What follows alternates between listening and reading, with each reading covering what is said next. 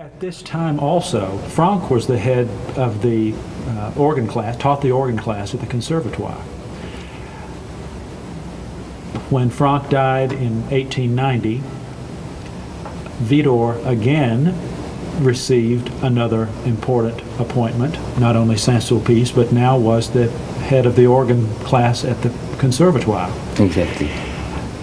How was his teaching drastically different from Franck's? After what I told you about the layman school and the playing of the organists, you can understand that Widor was of a great difference with César Franck.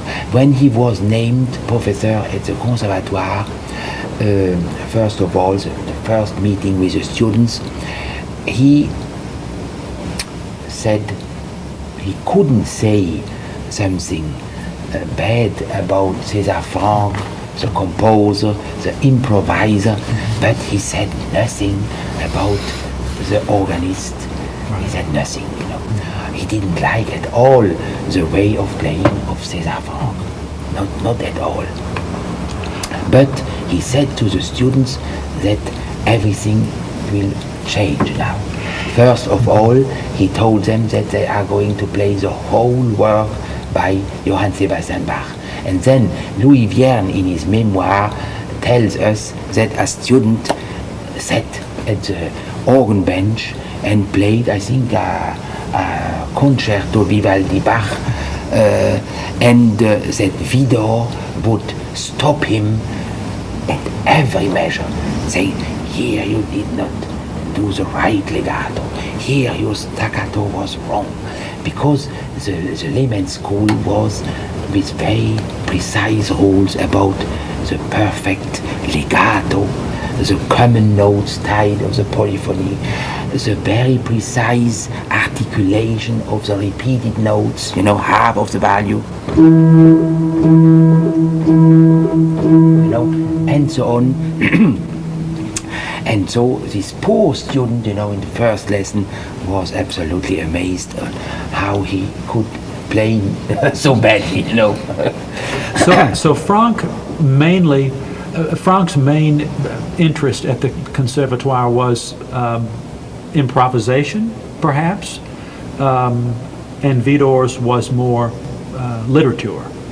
Yes, when we learn today, when we make research about the organ class of César Franck, and when we compare it with an organ class of today, we really can say it was not an organ class, it was a composition class, you know. It was a composition class.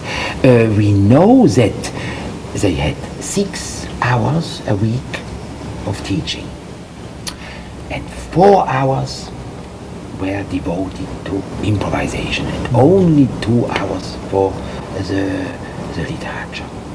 When Franck was head of the organ class, we do know that improvisation was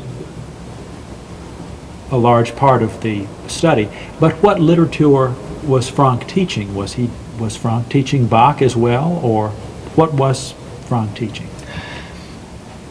We know all this through the memoir of Louis Vierne.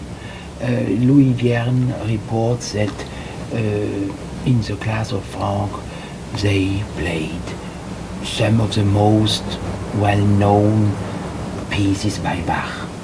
You know, I don't remember now, I think it's some prelude and fugues, you know, some toccata and fugues.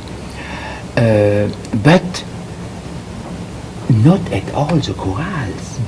We know that when Widor became organ teacher at the Conservatoire, they went to the library of the organ class, and all the volumes of the organ works by Bach were there, but they were not cut. Oh.